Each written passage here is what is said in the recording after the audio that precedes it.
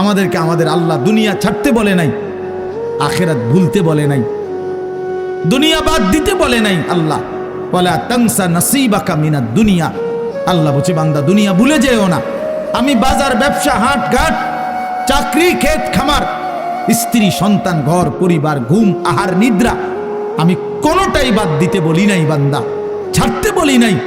আমি আল্লাহ তোমাদের জিন্দিগি বানাইছি দুইটা, একটা হলো দুনিয়া আর একটা হলো আখিরাত। দুনিয়া তুমি কর্ম করবা আর আখিরাতের জন্য আমল করবা। দুনিয়া কর্ম, আখিরাত তোমার ধর্ম। দুনিয়ার জন্য করবা কর্ম, আখিরাতের জন্য করবা ধর্ম। তো ধর্ম এবং কর্ম, কর্ম এবং ধর্ম মিলবে, তোমার গন্তব্য জান্নাতে হবে। তাইলে এখন হুজুর একটা আশ্চর্য সুন্দর কথা কইছে যে আল্লাহ বলছে বান্দা দুনিয়া তোমার কর্ম, আখিরাতের জন্য তোমার ধর্ম। কিন্তু আখিরাত লম্বা সময়, দুনিয়া স্বল্প সময়। নবীজি সাল্লাল্লাহু আলাইহি সাল্লাম বলছেন একটা সাগরের মধ্যে যদি কেউ নিজের আঙ্গুল চুবায়, ভিজায়, তো আঙ্গুলের অগ্রভাগে যেটুকু পানি, এইটুকুই হলো দুনিয়া, আর সাগরের বাকিটা পানি আখিরাত। তাইলে আখিরাত লম্বা না দুনিয়া লম্বা বলেন? কিন্তু মজার বিষয় হলো লম্বা হলো আখিরাত, স্বল্প হলো দুনিয়া। কিন্তু আল্লাহ তাআলা আমার হায়াত, আমার সময় স্বল্প দুনিয়ার জন্যই দিছেন বেশি, আর অনন্তকালের আখিরাতের জন্য আমল চাইছেন অল্প অল্প। সকাল 6টা বাজে 4 রাকাত ফজরের নামাজ, তাহলে 10 মিনিটের বিষয়। আবার দুপুর 1:30টা বাজে 10 রাকাত জোহরের নামাজ, 20 মিনিটের সময়। তাইলে ধরে নিলাম সকাল 6টার পরে 7টা, 8টা, 9টা, 10টা, 11টা, 12টা, 1টা, প্রায় 7.5 ঘন্টা পরে আবার 20 মিনিট। তাহলে সকালের 10 মিনিট আর দুপুরের 20 মিনিট, এই হলো 30 মিনিট মনে করেন আখিরাতের জন্য, আর 7.5 ঘন্টা আমার দুনিয়ার কর্মের জন্য। তাহলে স্বল্প সময়ের দুনিয়ার জন্য আমারে সুযোগ দিলেন বেশি, অনন্তকালের আখিরাতের জন্য আমলের জন্য চাইলেন আমার কাছে অল্প সময়। এটাও আল্লাহর জন্য আমরা দেব না? এটা ইনসাফ হইল? এটা বিবেকের দাবি হইল ভাইয়া? অতএব আমি অনুরোধ করছি, মেহেরবানি করে আমরা ভাবতে শিখি। আরে এই বাচ্চা লাগাই দিলেন কেন আপনারা, আবার নামাই দিলেন কেন? তাইলে শেষ, আমার কথা শেষ, আর অল্প একটু কথা। তাইলে আমি বলতে চাচ্ছি, আমরা যদি বুদ্ধিমান হইতাম তাইলে দুনিয়া আমাদের সুন্দরী চলে, আখিরাত সাথে নিলে দুনিয়া লস হয় না। আখিরাত সাথে নিলে 5 ওয়াক্ত নামাজ যদি কেউ মজবুত সিদ্ধান্ত নেয়, এটা কঠিন কিছু না। হালাল উপার্জনের কেউ সিদ্ধান্ত নিলে এটা কঠিন কিছু না। চরিত্র হেফাজতের সিদ্ধান্ত নিলে খোদার কসম এটা কিছুই না। আল্লাহ তাআলা হাদিসে কুদসিতে আছে, ওয়াদা দিছে, কেউ যদি আমি আল্লাহর ভয়ে চোখ হেফাজত করে, আমি তার দিলের মধ্যে ইমানের এমন স্বাদ দেব যে নগদ ইমানের মজা সে পাইতে থাকবে। খোদার কসম, এটা হাদিস। মান তারাকাহা মাখাফাতি আবদালতুহু ঈমানান ইয়াজিদু হালাওয়াতাহু ফি কলবি।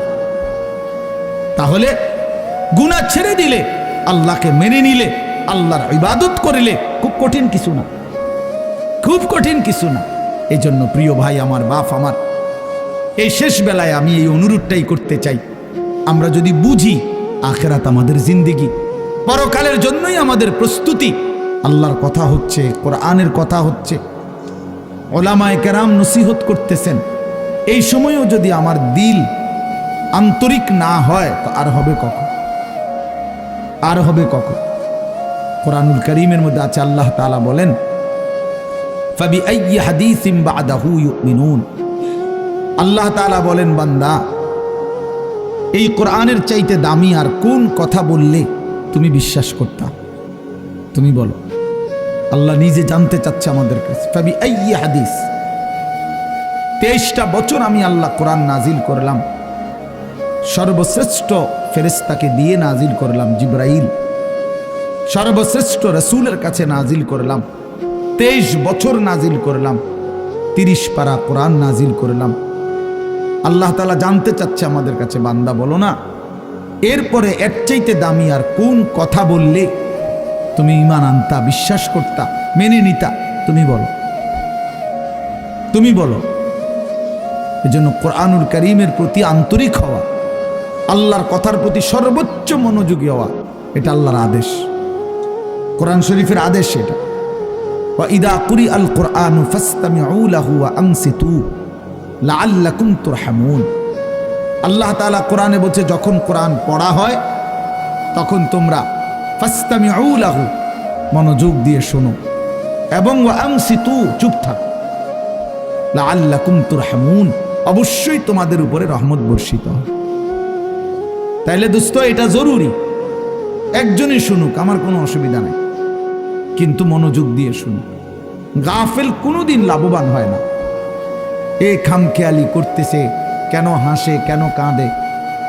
এখন মনে করেন রাত 11টা বাজে, এখন এত রাত্রে বুট খাওয়ার কি যুক্তিকতা? না কথার কথা, ইনসাফ করে বলেন। ভাইয়া মস্কারি করো না, ভাবতে শেখো। একটা বিবেক কি বলে? রাত 11টা বাজে, এটা কি যৌক্তিকতা হইতে পারে? আল্লাহর কথার প্রতি খামখেয়ালি, এই অপদার্থই থেকে যায়। এ জীবনেও কোনোদিন জিন্দেগি সুন্দর হয় না, গাফেলের জীবন কখনোই সুন্দর হয় না। এ খামখেয়ালি আর কি, অবহেলা।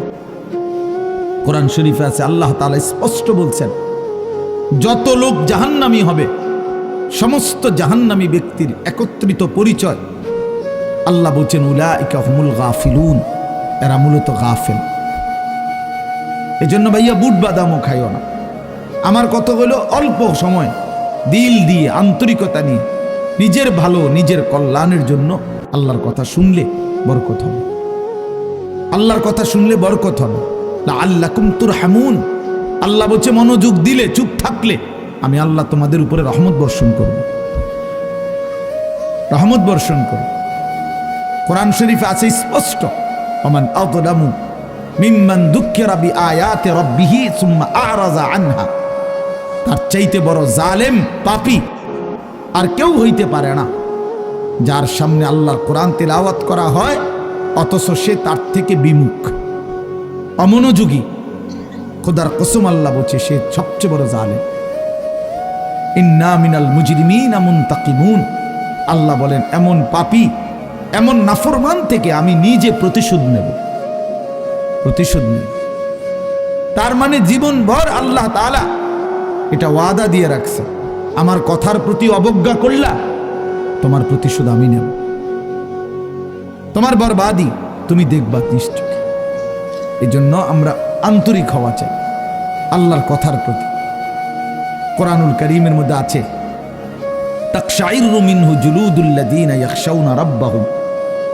আল্লাহ পাক নিজে বলছে, কোরআনুল কারীমের বৈশিষ্ট্য, কোরআন যখন মুমিন শুনবে, তো যাদের কলিজার ভিতরে আল্লাহর ভয় আছে, তাদের শরীরের চামড়া পশম সহ দাঁড়িয়ে যাবে, শিহরে উঠবে শরীর, সারা দেহের চামড়া নড়ে উঠবে। আল্লাহর কোরআনের বৈশিষ্ট্য এটা। হাদিসের মধ্যে আছে, আল্লাহর নবী সাল্লাল্লাহু আলাইহি সাল্লাম হযরত আব্দুল্লাহ ইবনে মাসউদ বলছেন, আমি নবীজির সামনে কোরআন পড়ে শুনাইলাম। নবীজিকে শুনাইছেন উনি। তিনি বলেন, আমি 40 আয়াত একটানা নবীজির সামনে তেলাওয়াত করলাম, মাথা নিচের দিকে নামাইয়া। 40 আয়াত পড়ার পর নবীজি আমাকে বললেন, হাসবুকাল আন, এখন থামো। এই লাল শার্ট, এই যে খুঁটির মধ্যে হেলান দিয়ে আছো তুমি, তুমি সরো এখান থেকে, ফালতু কোথাকার বেটা, ফাইজলামি করো কেন এখানে? তোমারে তো বাধ্য করে নাই কেউ, ফাইজলামি না থামলে বাইরে যাও। মস্কারি করে অনেকে আছে এমন গাদ্দার যে, হুজুর আমি কোনোদিন কারো কথা শুনি না, আপনি বললে হবে কি? কথা বোঝেন নাই? সাবধান ভাইয়া, আমার কোনো আপত্তি নাই, তুমি চলে যাও, কোনো সমস্যা নাই। গাফেলকে বলে কোনো দরকারই নাই আমার, কিন্তু আল্লাহর কথার প্রতি মনোযোগী হইতে হবে। প্রতি ঘন্টা আমারও, প্রতি ঘন্টা আপনারও, প্রত্যেক মিনিট আমারও, প্রত্যেক মিনিট আপনারও। যে হায়াত আপনার যায়, সেই হায়াত আমারও যায়। প্রত্যেক সেকেন্ড আমারও যায়, আপনারও যায়।